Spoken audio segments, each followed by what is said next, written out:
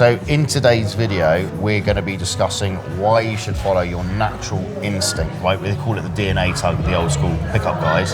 So you see that girl and you're just drawn in. You're not thinking it logically, you're just drawn by she's hot, there's something about her, and sometimes they're not the most stunning, but energetically there's a match, and she often feels it as well. That's more important though. I'd rather be with a girl that I really vibe with, energetic. That you vibe with, and an absolute worldie with no person. Well, it's an interesting one, isn't it? It's a give and take, right? There's a sweet middle spot. Ask Mr. M, because he goes for human dumplings who have terrible vibes. Anyway, watch the clip and then we'll discuss it after. Sorry, I just thought, very elegant woman, I must say hello. Thank you so much. Boyfriend? Husband. Husband, oh, sorry husband. Beautiful woman, have fun. Thank you. So in this clip, I remember we were walking on that sacred kind of secret day game spot, which is actually really good in a Eastern European city. And the girl, I remember you saying it, you were like, the girl looks at you. So I looked at her, she walked past, she was on the phone. She looked at you 3 times actually. 3 times, and I saw her and I was like, yeah, she's my type, right? And so it was very easy to approach, as long as you do the opposite of what the pickup community's taught you, which is stop interpreting that tug or that anxiety, that resistance as anxiety. It's not approach anxiety, it's approach excitement. It's like a temperature gauge in your body. The more into the girl you are, the more you're going to feel it, that kind of bubbling butterfly excitement effect. Yeah. But don't interpret it as anxiety. It's simply a switch in your brain. Interpret it as excitement. You never feel it with a girl you're not attracted to. Yeah. Well, the only difference between anxiety and excitement is the interpretation that you attach to that feeling, right? So another way to view this as well is try not to push that feling away. No, look forward to it. Go right? into it. Go into it. Don't what's the word? Resist. Don't resist that feeling, right? When you wanna look forward to that feeling. You wanna look forward to walking along the street and seeing that absolute fucking worldie where your heart starts pumping and you know that you have to go, like a bull inside of you, just scraping its hoof on the dust. What happened there was I went in, I did find her attractive, she found me attractive, stopped her, energized by it. It was easy to approach because I think sometimes we drag ourselves through an approach if we're not really into them. We're kind of dragging our feet because we're not really into them, but we just do it anyway, whatever. This wasn't. She was clearly into me, I was clearly into her. Stopped her and she was like, she's blushing. Oh, look, I'm sorry, I can't speak. And I was like, is that the husband? And she was like, yeah. And I was like, okay, no worries. But you only ever feel, talking about energy and vibe, you only ever feel energized from doing that. You acted on your natural kind of universal intelligence of you know what was up, and it doesn't matter if it goes anywhere. Again, a lot of the empowering stuff with this is actually just what's within your control, taking the fucking action, right? So agreed 100%, and guys don't do that enough. How many times have you walked past a smoking hot girl and you know you want to go and talk to her? The best thing to do is just go and talk to her, because the worst thing that you can do is not. And when you don't go and talk to her, you go back home and you feel like a twat. That's such a good point. Lower the stakes, right? The stakes are either have the conversation if she looks good, say anything. Say anything rather than nothing, right? Or nothing. If we'd learn the stakes, even if it's directions. Yeah, make it as simple as possible. Can you open your mouth to 20 girls you don't know that you've seen? Can you do that 20 times a week? If you can't, and you've been watching this content for a while, click on the link below, book a fucking call with us. We've been doing this for fucking 10 years each, right? 20 years, along with Troy. He's been doing this older than most of you have been alive. So that goes up to about 100 years in field. He's still like creaking along. But the knowledge of real world experience between us, we've done 1,000 approaches all over the world. We've gone to about 120 countries between us, taught thousands of clients. It's the same old patterns. If you can't throw your proverbial sausage in the ring by yourself 20 times a week, you need help with that. If you can, but you're getting no dates, you need help with the conversation structure. It's quite simple. It's just a conversation, right? And it's rinse and repeat. There's only a certain amount of variables. You're not going to die, but you need direction. And we need to just stop overthinking and just go with how we feel after an event. So after you spend time with someone, male or female, if you've eaten a certain food, done a certain activity, how important to see if it energizes you or not. Yeah, you said place, person. Place, person, thing, activity. It can literally anything, man. Anything. Even like a position you sleep in, right? I always slept on my front. Just like face down? Like a baby. Well, no, head to the side.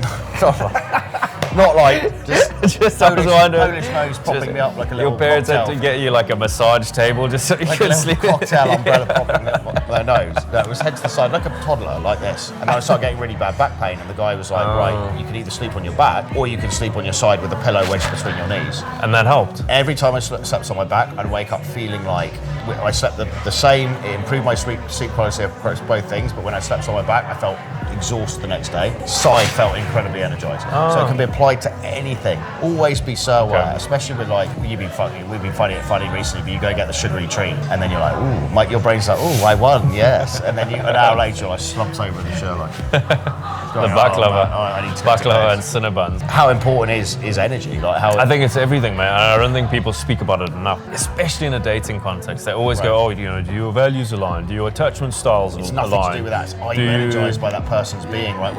When you've been around them, do you leave feeling upbeat, or do you leave feeling drained, right? And you should apply this, I think, to people, places, things, and fill your life. Get rid of the things that de-energize you. Yeah. And that can be tough. That can be someone that maybe you've known for since your childhood, right? Yeah. But they're a really negative person, or they're just going nowhere in life. And unfortunately, they're not adding value to your life. I know I've had to cut a number of people out of my life, and we're just not on the same page. Intellectually, I want to be mates with them because I've sunk cost. I know this bloke 20 years. Yeah. The reality is, I just feel shit when I'm around them. Yeah. And they don't add value, you know, to my life.